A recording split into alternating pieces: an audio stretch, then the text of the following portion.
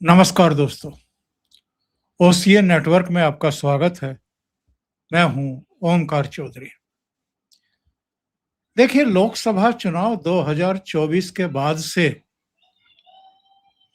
गंगा जमुना और हुगली में काफी पानी बह चुका है। देश की दूसरी नदियों में भी काफी पानी बह चुका है। देश की दूसरी नदियों का जिक्र मैं इसलिए कर रहा हूं कि उसके बाद हरियाणा में भारतीय जनता पार्टी अपनी सरकार बना चुकी, महाराष्ट्र में अपनी सरकार बना चुकी, वहां अपना मुख्यमंत्री बना चुकी। दिल्ली, जो पिछले करीब करीब 26-27 साल से या तो कांग्रेस के अधीन था या आम आदमी पार्टी के, वहां भी अपनी सरकार बनाई। बिहार, जिसके बारे में तमाम तरह की बातें कही जा रही थी, एसआईआर के बाद वहां चुनाव हुआ और 2/3 बहुमत मिला। नीतीश बाबू 10वीं बार मुख्यमंत्री बने, लेकिन अब वो रिजाइन करने वाले हैं, राज्यसभा के लिए चुन लिए गए हैं।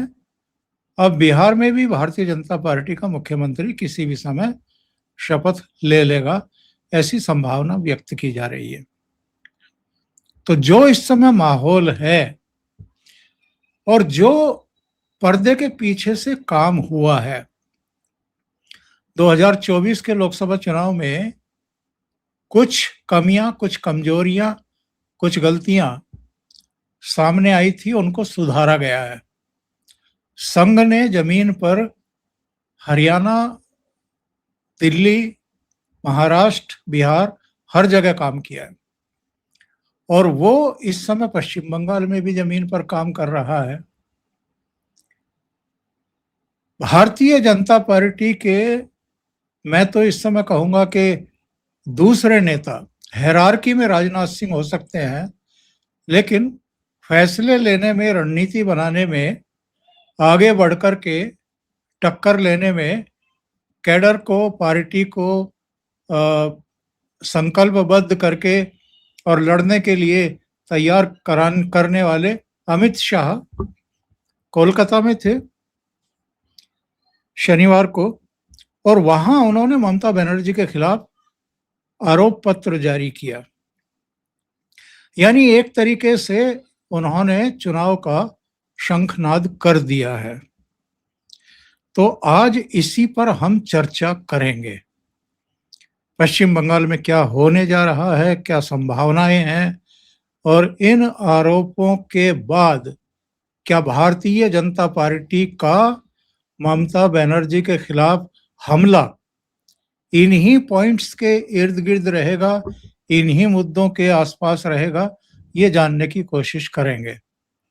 मेरे साथ जुड़ गए हैं लखनऊ से वरिष्ठ पत्रकार, आपके सुपरिचित वीरेंद्र नाथ भट्ट साहब। वीरेंद्र जी, बहुत स्वागत है। नमस्कार। तो वीरेंद्र जी, जब हम आरोप पत्र की बात करते हैं तो अमित शाह ने मोटे तौर पर ये कहा है कि साहब, भय और भरोसे में से किसी एक को चुनना है पश्चिम बंगाल की जनता को।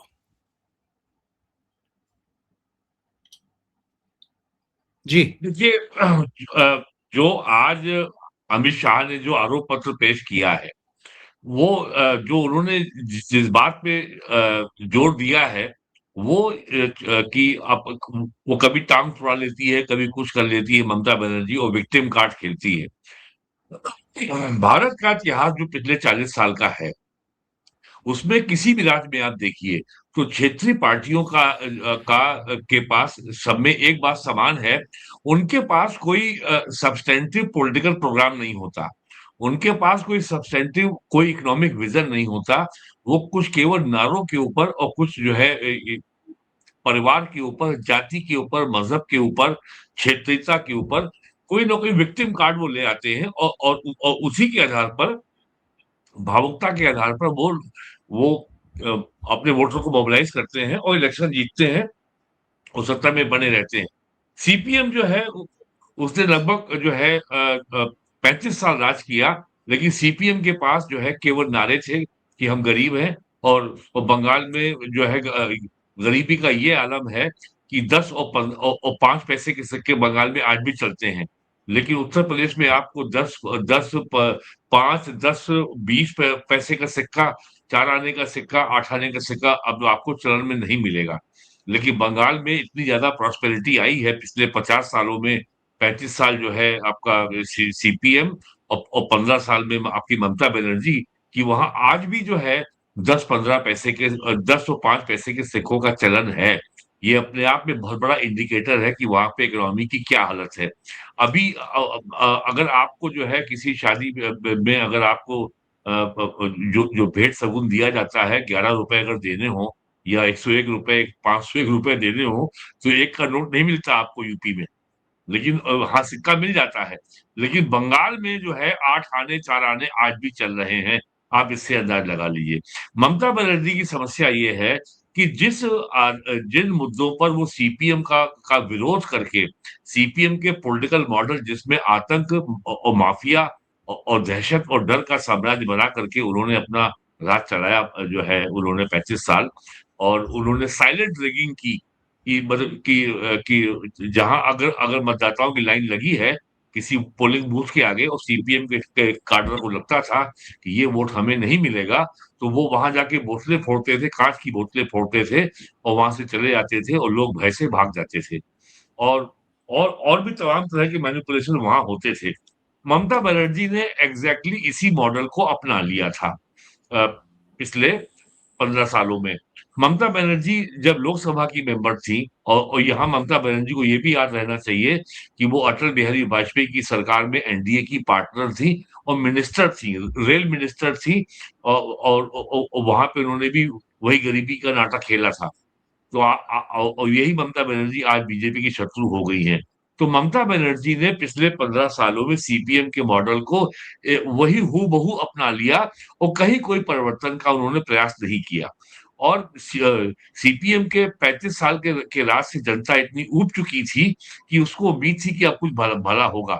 तो ममता बनर्जी ने फिर वही काम शुरू कर दिया कि जो है राज्य सरकार का खर्चा लगातार हम बढ़ाएंगे, लेकिन हम राज्य सरकार की आय को बढ़ाने के लिए कुछ नहीं करेंगे। तो लिहाजा वो सरकार भत्तों की सरकार बन गई, और बस केवल हम तुमको ये भत्ता देंगे, ये भत्ता देंगे, ये भत्ता देंगे, और कहाँ से लाएंगे ये नहीं बताएंगे।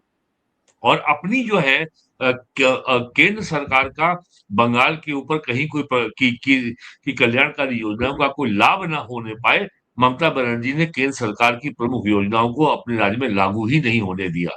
अरविंद केजरीवाल ने दिल्ली में लागू नहीं होने दिया आयुष्मान भारत की मेडिकल इंश्योरेंस की योजना को। अरविंद केजरीवाल की पार्टी की सरकार है पंजाब में, वहां उसने लागू नहीं होने दिया। ममता बनर्जी ने अभी तक बंगाल में लागू नहीं होने दिया। मनरेगा योजना चल रही थी, उसमें बड़े घोटाले थे, उसमें कई हजार करोड़ रुपए के पेमेंट जो है केंद्र सरकार ने रोक रखे हैं, और वो पैसा पूरा घोटाले में जा रहा था। पूरी पार्टी का एक एक मंत्री जो है नियुक्ति का मामला हो, और कल एक टीवी चैनल में हम गृह मंत्री अमित शाह ने कहा है कि मंत्रियों के घर में 27 करोड़ 30 करोड़ रुपए नगद मिल रहे हैं। ये इतना घोटाला हो रहा है। तो ममता बनर्जी का जो मॉडल है अब वो जो है it has come to a dead end. लोगों को शिकायत रहती है बीजेपी से कि साहब नरेंद्र मोदी ने पिछले 12 साल में ममता बनर्जी सरकार के खिलाफ, उसकी पार्टी के खिलाफ कुछ किया नहीं। लोगों को ये उम्मीद थी कि सरकार जो है आर्टिकल 356 लगा करके सरकार को बर्खास्त करेगी और प्रेसिडेंट रूल में चुनाव होगा, उसके बाद बीजेपी आ जाएगी। ये सुनने में बड़ा अच्छा लगता है, बड़ा आसान रास्ता लगता है, लेकिन जो पॉलिटिकल लड़ाई है वो अगर राजनीति के मैदान में अगर वो युद्ध नहीं लड़ा जाएगा तो समस्या का समाधान नहीं होगा। उदाहरण के तौर पर भारतीय जनता पार्टी को पहली बार यूपी विधानसभा में बहुमत मिला 1991 में। दूसरी बार बीजेपी को बहुमत पाने में 26 साल लग गए और बहुमत मिला 2017 में। इस बीच में यूपी में जातिवादी पार्टियों का नंगा नाच चला। समाजवादी पार्टी का, बहुजन समाज पार्टी का, कोई कहता था हम 80% हैं, कोई कहता था 90% है, 95% है, और जाति के नाम पर यूपी को जबरदस्त तरीके से लूटा गया। मुलायम सिंह यादव रहे हो, अखिलेश यादव रहे हो, और 4 बार मायावती रही हो। तो ये भी सही है कि 4 बार मायावती मुख्यमंत्री बनी, उसमें 3 बार उसमें बीजेपी का समर्थन था, और 2 बार तो वो शामिल भी थी सरकार में, 2002 में, और उसके पहले हाँ, 1 बार शामिल थी और 2 बार समर्थन बाहर से था। तो लेकिन अब जो है बीजेपी ने ये जो जाति की अफीम चाटे हुए लोग जो सो रहे थे सपा बसपा के समर्थन में, बीजेपी ने इस घेरे को तोड़ा और 2014 से जिस तरीके से बीजेपी ने यहाँ पे सपा बसपा के खिलाफ अभियान चलाया और लगातार 2017 में फिर 2022 में बीजेपी ने यूपी में सरकार बनाई।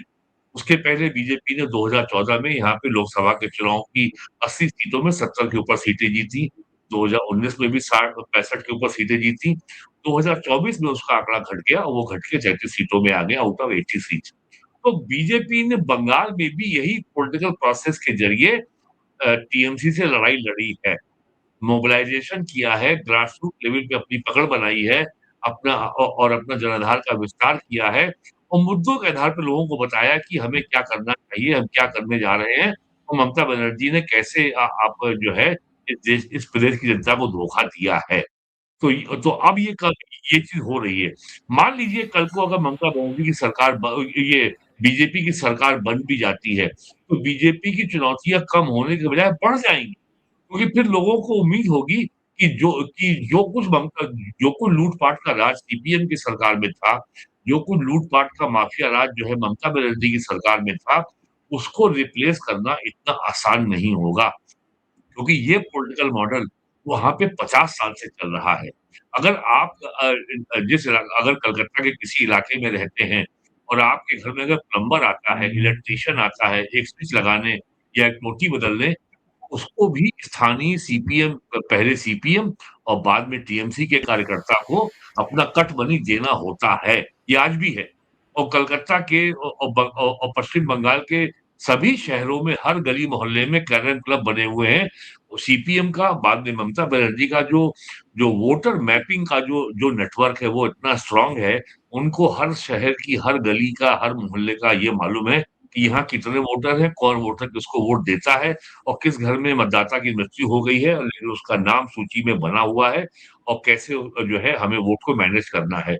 बीजेपी ने अपने सस्टेन कैंपेन के बाद ममता बनर्जी के इस नेटवर्क को तोड़ा है और ममता बनर्जी के ऊपर जो सबसे बड़ा आघात हुआ है, वो है special intensive revision of voter list SIR.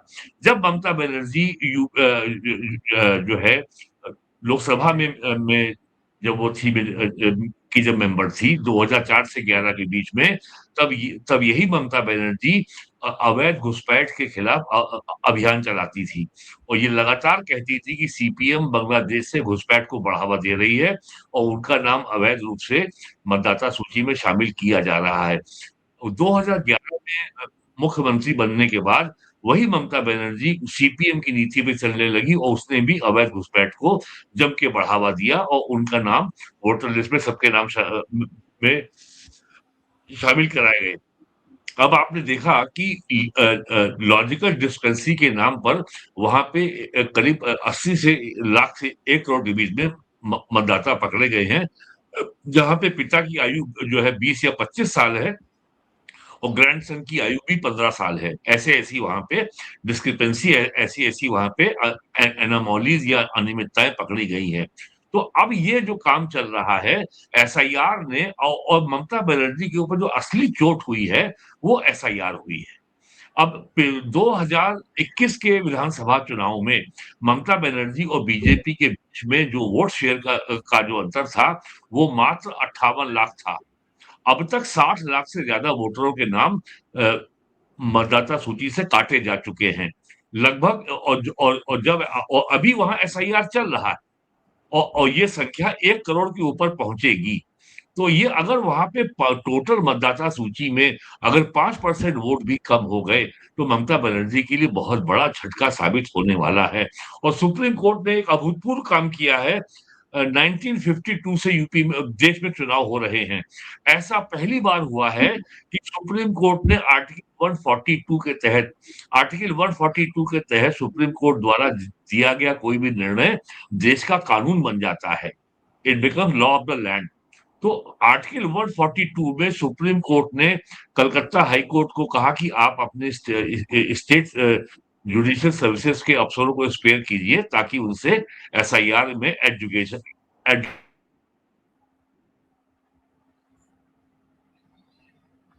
कि ये जेन्युइन वोटर हैं या फॉरेनर हैं। और उसके बाद सुप्रीम कोर्ट ने झारखंड हाई कोर्ट से भी कहा, ओडिशा हाई कोर्ट से भी कहा कि आप अपने जुडिशियल ऑफिसर्स को इस ड्यूटी के लिए आप नियुक्त करें। और ये तब सुप्रीम कोर्ट को कहना पड़ा जब सुप्रीम कोर्ट के निर्देश के बाद भी ममता बनर्जी ने स्टेट सिविल सर्विस के या राज्य सरकार के अधिकारियों कर्मचारियों को एसआईआर की ड्यूटी के लिए देने से मना कर दिया। ये तब सुप्रीम कोर्ट को करना पड़ा। और अब तो सुप्रीम कोर्ट इतनी ज्यादा उकता गई है बंगाल से, यहाँ तक कहना पड़ा सीजीआई को कि क्या हम रोज बंगाल की सुनवाई करने के लिए बैठे हैं। और यहाँ ये बताना आवश्यक है कि जून 2025 में चुनाव आयोग ने एसआईआर की अधिसूचना जारी की थी और जुलाई में उसके खिलाफ सुप्रीम कोर्ट में पिटीशन दाखिल हो गई, पीआईएल दाखिल हो गई और जुलाई से ही सुनवाई चल रही है। और आज जो है ये 9 महीने हो चुके हैं, सुप्रीम कोर्ट ने एक भी मामले में एसआईआर के खिलाफ अब तक एक भी प्रतिकूल टिप्पणी नहीं की है। प्रतिकूल आदेश तो छोड़िए, एक एडवर्स इंटरिम ऑब्जर्वेशन ऑर्डर तो छोड़िए, एक एडवर्स इंटरिम उन्होंने ऑब्जर्वेशन तक नहीं किया। और इसी बीच एसआईआर के बाद बिहार में चुनाव हो गए, वहां पर भी 60-70 लाख लोगों के नाम काटे गए। यूपी में 3 करोड़ वोटरों के नाम कट चुके हैं, यहाँ कोई हल्ला नहीं हुआ। कल अमित शाह ने अपने टीवी चैनल के इंटरव्यू में कहा कि एसआईआर तमिलनाडु में हुई, वहां कोई विवाद नहीं हुआ। एसआईआर केरल में हुई, वहां कोई विवाद नहीं हुआ। एसआईआर बिहार में संपन्न होगी, चुनाव भी हो गया, कोई समस्या नहीं आई। एसआईआर यूपी में हुई, कोई समस्या नहीं आई। सारी समस्या बंगाल में ही क्यों आ रही है? तो अब ममता बनर्जी के लिए एसआईआर जो है बहुत भारी पड़ने वाला है। और ममता बनर्जी लगातार ये कहती रही है, ये एसआईआर नहीं है, ये बैकडोर से एनआरसी हो रहा है, यानी नेशनल रजिस्टर ऑफ सिटीजन्स हो रहा है। अरे भाई, क्या गलत हो रहा है? अब एसआईआर के माध्यम से ये बात साबित हो गई कि जितनी आबादी जो अभी अंडर 18 है, जो अभी मतदा मतदाता बनने की न्यूनतम क्वालिफिकेशन 18 ईयर्स की एज जिन्होंने अटेन नहीं की है, उसके अलावा अब चुनाव आयोग ने एक-एक व्यक्ति को गिन लिया है। यानी एनआरसी हो गया ना अब तो ये। तो ये तो एनआरसी हो गया। और किसी भी दुनिया के हर देश में आप देखिए, इवन बगल के पाकिस्तान में हर नागरिक के पास अपना देश का नागरिकता का एक आइडेंटिटी कार्ड है। हर एक के पास है, अमेरिका में भी है, यूरोप के हर देश में आपको मिलेगा। हर नागरिक के पास अपना एक आइडेंटिटी कार्ड है। भारत में ये शुरुआत हुई थी, मनमोहन सिंह के ज़माने में आधार कार्ड बनेगा। लेकिन आधार कार्ड के बारे में ये आधार कानून के एक्ट में ही कहा गया है कि आधार कार्ड नागरिकता का प्रमाण नहीं है। तो एक तरीके से और ये खबरें सभी ने अखबारों में पढ़ी होंगी कि बंगाल में बड़े पैमाने पर फर्जी आधार कार्ड बनाए गए हैं। बंगाल में बड़े पैमाने पर जन्म प्रमाण पत्र बनाए गए हैं, बर्थ सर्टिफिकेट बनाए गए बड़े पैमाने पर और फर्जी बनाए गए हैं। और वो सब अब पकड़ में आ गए हैं।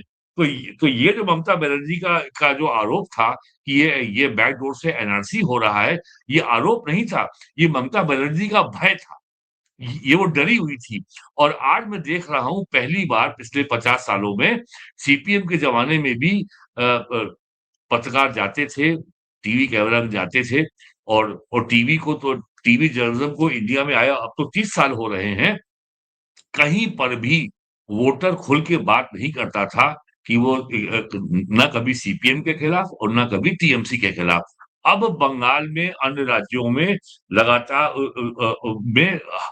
अनेक शहरों पे लोग खुल के बोल रहे हैं कि अब बदलाव का समय आ गया है। और आपने कल एक महत्वपूर्ण परिवर्तन और देखा होगा। रामनवमी के जुलूस पे पूरे बंगाल में केवल जो हिंसा हुई मुर्शिदाबाद में, जो कि मुस्लिम बाहुल्य शहर है, 80% मुस्लिम आबादी है। इसी मुर्शिदाबाद में पिछले वर्ष अप्रैल में दंगा हुआ था। उसमें कई हिंदुओं की हत्या की गई थी, दर्जनों हिंदुओं के घर जलाए गए थे, मंदिर तोड़े गए थे, घर लूटे गए थे और सरकार ने कोई कार्रवाई नहीं की। अब चूँकि वहाँ पे इलेक्शन की घोषणा हो चुकी है, मॉडल कोड ऑफ कंडक्ट लागू है, इलेक्शन कमीशन के निर्देश पर chief secretary, DGP, home secretary और करीब 1 दर्जन से अधिक जिलों के डिस्ट्रिक्ट मजिस्ट्रेट और जिले के एसपी सब बदले जा चुके हैं। तो कल मुर्शिदाबाद में देखिए तुरंत कार्रवाई हुई और मुसलमानों को ज़्यादा जो है जिहाद करने का अवसर नहीं मिला। और कल जो है पूरे बंगाल में कहीं पर भी रामनवमी के जुलूस पर पत्थर नहीं फेंका गया, जैसा कि हावड़ा में होता था, आसनसोल में होता था, कलकत्ता में होता था और दर्जन भर शहरों में होता था। और पत्थर फेंकने की घटनाएँ कल बिहार में भी नहीं हुई, झारखंड में भी नहीं हुई, ये होता था। तो ममता बनर्जी को अब ये एहसास हो रहा है कि हर टाइम इज़ अप और ये केवल नाटक करने से, आइडेंटिटी पॉलिटिक्स क करने से और विक्टिम कार्ड खेलने से कि मेरा सर टूट गया है, मेरा पैर टूट गया है और मुझको मारा है और पैर के ऊपर आपने प्लास्टर चढ़ा लिया। ये सब अब काम नहीं आएगा। और कलकत्ता में और अन्य बड़े शहरों से ये खबरें आई हैं कि जहाँ की जो जो जिन इलाकों में बीजेपी का इन्फ्लुएंस था, वहाँ पे टीएमसी के लोगों ने बड़ी-बड़ी अपनी होर्डिंग लगाई थी, सब लोगों ने तोड़ के नोच के फेंक दी।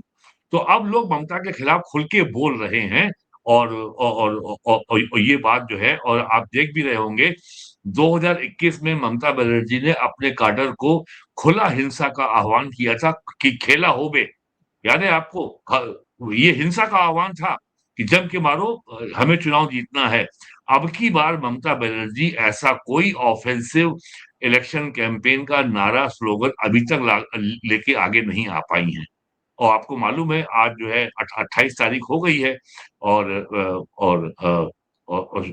वहाँ पे 4 तारीख से नामांकन की प्रक्रिया शुरू होने वाली है। आपके पास डेट है पूरा शेड्यूल कब नामांकन होंगे और फर्स्ट फेज़ की पोलिंग कब है?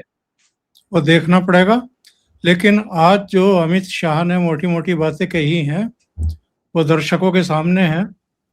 उन्होंने कहा है कि बंगाल में सिंडिकेट राज स्थापित कर दिया गया, राज्य भ्रष्टाचार की प्रयोगशाला बन चुका है, सफेद पोश अपराधी सिस्टम में शामिल हैं, कटमनी आम बात हो गई है, उद्योगों के लिए बंगाल ग्रेवयार्ड बन गया है, घुसपैठियों को संरक्षण दिया जा रहा है, तुष्टीकरण सरकार की नीति बन गई है।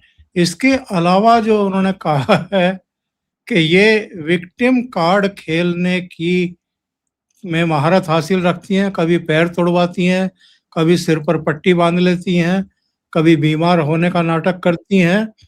ते अब बंगाल की जनता बहुत अच्छे तरीके से इनकी ये सारी चालबाजियां समझ चुकी है।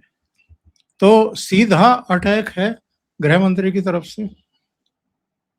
बिल्कुल सीधा अटैक है और आपने ध्यान दिया होगा कि जो कुछ भी आज गृह मंत्री अमित शाह कलकत्ता में बोले हैं, वो सारा बिल्कुल फोकस्ड है, तथ्यों पे आधारित है। एक भी ऐसी बात नहीं है जिसको ये कहा जा सके कि ये राजनीतिक आरोप है, ये कोई रेटोरिक है या जार्गन है, ये शब्द आडंबर है या शब्दजाल है, ऐसी एक भी बात नहीं है। और एक उनका एक उनका मिनिस्टर था जो एजुकेशन का, वो तो अभी भी जेल में है। और जिस तरीके से बीजेपी ने आरजी कार मेडिकल कॉलेज में जो छात्रा दुष्कर्म का शिकार हुई थी, उसकी माँ को जो है इलेक्शन के में खड़ा किया है, तो उससे जो है जो वहाँ का भद्र लोग है जो बंगाल का भद्र लोग है यानी जो अपर कास्ट कहलाता है, वो हमेशा सत्ता के साथ रहता है। वो चाहे अंग्रेज हो, चाहे कांग्रेस हो, फिर सीपीएम हो, फिर ममता बनर्जी हो। आज पहली बार जो भद्र लोग है वो भी ममता बनर्जी से ऊब गया है और वो भी अब ये साहस कर रहा है कि ममता बनर्जी के खिलाफ वो बोल रहा है और वो कहता है कि वो परिवर्तन चाहते हैं। लेकिन मैं आपसे बता दूं फिर से कि सरकार भले बीजेपी की बन जाए, भारतीय जनता पार्टी का जो अगला 5 साल यदि सरकार वो चला पाती है, तो 5 साल तो केवल जो जो गंध छोड़ी है पिछले 50 सालों में सीपीएम ने और टीएमसी ने, उसको साफ करने में ही लग जाएगा। समय तो ममता लगेगा, बनर्जी की समय पीठ लगेगा। हाँ, ये आसान नहीं होगा और ममता बनर्जी की पीठ दीवार से लगी हुई है। योगी जी ने को 9 साल हो रहे हैं, तब जाकर के जो समाजवादी पार्टी का पूरे प्रदेश में जो माफिया राज था, अब जाके खत्म हुआ है और आज ही पीएम ने जो है जेवर नोएडा में एक इंटरनेशनल एयरपोर्ट का उद्घाटन किया है और यूपी में बहुत बड़े-बड़े काम हुए हैं और अगर अगर यूपी, बिहार और बंगाल ये ग्रिड अगर पूरा राष्ट्रीय राजनीति की मुख्य धारा में आ जाता है और प्राइम मिनिस्टर मोदी ने प्राइम मिनिस्टर बनने के बाद लगातार इस बात को कहा है कि पूर्वी भारत के विकास के बगैर भारत विकसित राष्ट्र नहीं बन सकता।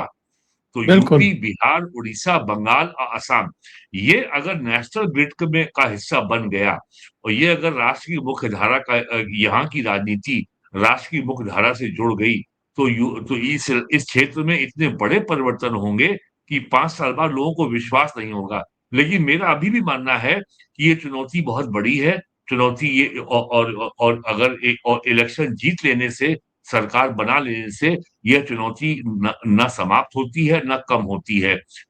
ये चैलेंज वैसे ही रहेगा, you have to perform, you have to deliver and on top of it, you have to clear the mess. जो जो कूड़े का अंबार छोड़ा है ये इन 50 सालों में सीपीएम ने और ममता बनर्जी ने, उसको साफ करना is going to be the biggest challenge. जी। बिल्कुल, बहुत-बहुत धन्यवाद आपका वीरेन जी, जुड़ने के लिए और बहुत महत्वपूर्ण बिंदुओं पर चर्चा करने के लिए।